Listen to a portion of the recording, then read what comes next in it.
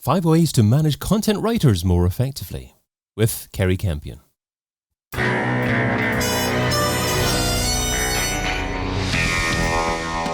In Search SEO Podcast is brought to you by Similarweb, helping you build better SEO strategies with digital intelligence, insights, and data. Hey, it's David. Are you getting the maximum out of your content writers? Maybe there are ways that you can better manage them to help them produce the best possible content. That's what we're discussing today with a lady who does her best work at the intersection of SEO, conversion copywriting, and brand strategy. She's a copywriter and founder of God Save the SERP, a lean, mean content marketing agency that helps brands generate more inbound traffic and optimize their website for more conversions. A warm welcome to the In Search SEO Podcast, Kerry Campion. Hi, David. Thanks for inviting me on. Really appreciate it. Hey, Kerry, thanks for coming on. You can find Kerry over at godsavetheserp.com. So, Kerry, are most content writers not being managed effectively? I don't know if I would say most, but it's definitely a trend that I see, with my own network of copywriters. I run a Slack community for copywriters and a newsletter for copywriters. Both are called Copy Comrades. And it's just something that I've been becoming more aware of as I've been, going through our Slack channels, particularly our rants channel. And, as a writer myself, I've also, been privy to some not great practices. And yeah, I mean, again, I wouldn't say if it's most, but it's definitely an issue. And it seems to come more from the SEO team and less from the content team in general, right? So that's why I think it's probably particularly relevant for the listeners of this show. I think most SEOs have a rants channel as well, and it's formerly called Twitter. Yeah, exactly. It's more like a private rants chat. So what impact does this lack of great management have on the quality of the content that's being produced? I mean, it can have a massive impact, really. And I think the biggest impact is that, it's one thing that everyone says that you shouldn't do, that they don't do, but that they do, which is they just produce content for search engines. It's a checkbox exercise. It's get this, arbitrary SEO score to a green smiley on Yoast or an A on Narado or whatever, sort of system that you're using. A lot of SEO content managers are actually, encouraging that copycat content, not intentionally, but the way that they're presenting things like briefs, etc., to writers. That's actually what's happening, and a lot aren't treating writers as kind of trusted partners with great insights, etc. It does just result to that, standard SEO sort of content. The what is keyword that reader obviously knows what it is because they are searching for it. It's a middle of funnel, article. So why is it important? They already know. That's why they're looking, etc. Optimizing for traffic lights. We've all been there. Yeah, we all have. So today you're sharing 5 ways to manage content writers more effectively. So starting off with number 1, what to look for in a writer. Yes. So we all know that, there's a lot of things that SEOs argue about in terms of what's, in ranking factors. What we can all be pretty clear about is that content, with actual content on your website, is the most important. What we sort of see is a lot of SEO teams, not always their fault, by the way. I know budgets and things are an issue, but either hiring really cheap writers, expecting, 2,000 word posts for something like $50, or I think the modern version of that now is churning out content and almost publishing it exactly as it's been produced by, ChatGPT or those other sort of LLMs. So what to expect from a writer? I would like to start probably with, in terms of pricing, because I've seen wildly different expectations when it comes to budget. And again, I think it probably comes from a little bit of ignorance just from what a good writer would actually charge, what a decent writer would actually charge. You've got the very high end sort of, maybe 1,000 a post. For most SEO teams, that's not going to be in your budget. But I would say in general, if you are looking for any type of, decent quality, you're not going to go lower than $250. I would put that as your sort of bottom bracket. Per post. Yeah. And is there a word count associated with that, or is that irrelevant? I mean, yeah, in general, because, I mean, with me, I'm admittedly a little bit lazy with my pricing. So, for instance, at the moment, I'm like, okay, it's 430 an article. For me, that's most posts are within that 1,500, 2,000 word sort of range, depending. I mean, if you're doing like very short content, if that's something that's, going to be working for your strategy, you have the data to back that up, etc. Glossary content or something like that, obviously that would be different, right? But in general, I think most writers, when they're approaching a typical blog post, they're usually thinking in that range of about 1,200 to 2,000 sort of max. And does this vary by industry significantly? I mean, I guess it would depend a little bit on the type of, if you're looking for a writer with great subject matter expertise in a certain industry. So I wouldn't say so much that there's one industry where like they'll pay way, way, way more compared to another. I think it's just more as how much expertise does that writer have? If you're hiring a specific writer for fintech and they have a lot of fintech experience, they have a lot of experience by writing about finance, which is, obviously, you have to be very careful with what you're writing about finance, right? You need someone who is quite well versed in that world, which is why I do not write finance content. Then, yeah, you could probably expect to pay more if you're in a very highly regulated industry as well. So, for instance, I know a writer who's a marvelous kind of like, I'm trying to think of the overall niche, kind of pet industry niche. And she, she has a degree, I think, in like animal science, biology, and she knows very, very well that there are certain regulations to which her clients are held to, right? They can't say a vitamin supplement can cure a certain disease. They have to be very, very careful with what they're putting in their marketing copy and in their blogs, etc. So someone with that type of knowledge will definitely charge more. And talking about expertise, your number 2 way to manage a content writer more effectively is to create a knowledge base. Yes. Oh, I love a good knowledge base. So again, you're hopefully hiring a writer who has, some sort of expertise in your field, but they're not going to know everything about, your ideal client or customer. They're not going to know everything about your brand's point of view and perspective on a certain topic. So building out a knowledge base for them to kind of mine is a great practice. And it also will mean that they usually get content out faster. The thing that we spend the most time doing is actually research. So if you can actually make that easier for them by creating a knowledge base, that's super, super helpful for them, especially if it's like searchable. I don't know if maybe on Notion you can do those types of things. For instance, if your CEO does a lot of like podcast interviews or has been interviewed somewhere, you can say, that would be a handy thing to keep in like a knowledge base for, if we're writing a topic around this, right? We kind of we sort of have resources there that writers and other people in marketing as well can kind of access to really get that brand perspective on the content. Understood. So it's a knowledge base about what the brand is about, and I guess historically what the company has talked about. Yeah, exactly. And any just for instance, recently with a client, we're working on their brand messaging, and they just sent us over something that was really interesting, which was an updated report on the accounting industry, which was super useful. That wasn't from their brand, but it's very much related to their ideal customers, what they're struggling with at the moment. And that was really, really helpful for us. And talking about brand, number 3 is what a brand voice guide should include. Oh, yes. So yeah, we do nerd out a lot about brand voice guide. So a lot of people, I've seen a lot that were kind of done as like a final page in a PDF document of like a brand identity thing, which is like, our tone is friendly, but professional. That's always the thing, friendly, but professional.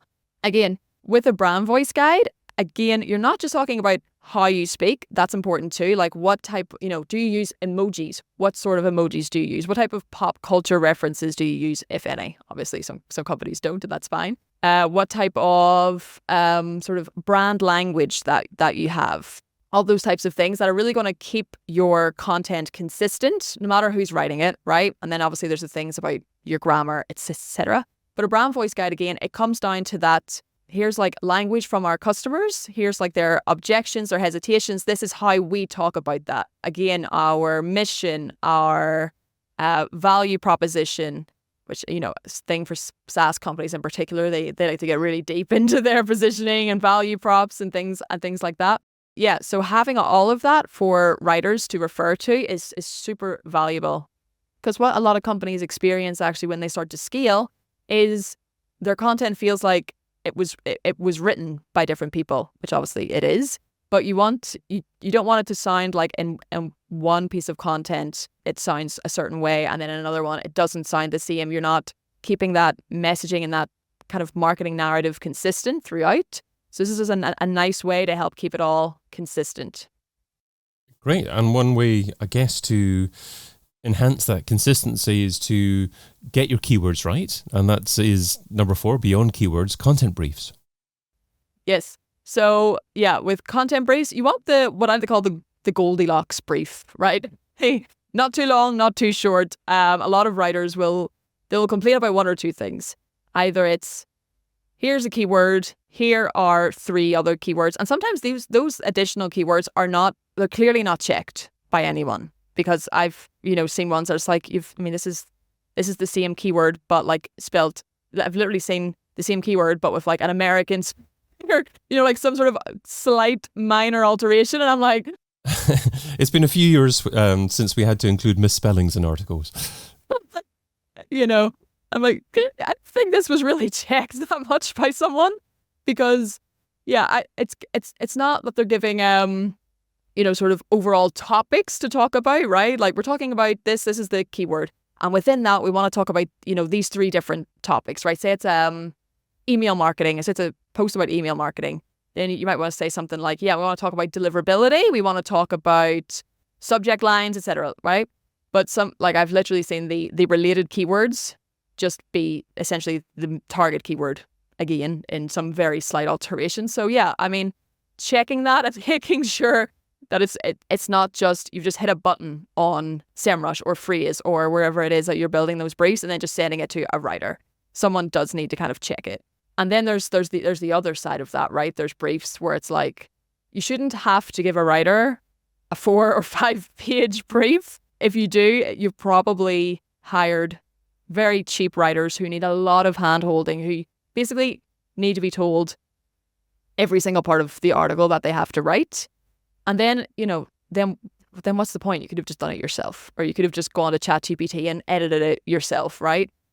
If you are scaling in particular, well, you want to get your time back, right? So you want to be able to give someone a brief that's not too long, not too short, and then just have them handle the details. You don't want to do too much hand holding. And one thing that I do think is missing from a lot of briefs is, again, the kind of beyond the keywords. Like ours will cover like certain SEO things, like the keyword, working title, topic cluster that it belongs to, any internal links that you want to include, etc. An outline if you're very particular that you want to talk about these points. But we include a lot of like non-search considerations as well to make sure that it's a good piece of content that's actually serving, your customers. So for instance, who's reading this is one of ours, like links to any sort of ICP docs, for instance, super useful. That can really help us come up with better angles for the article.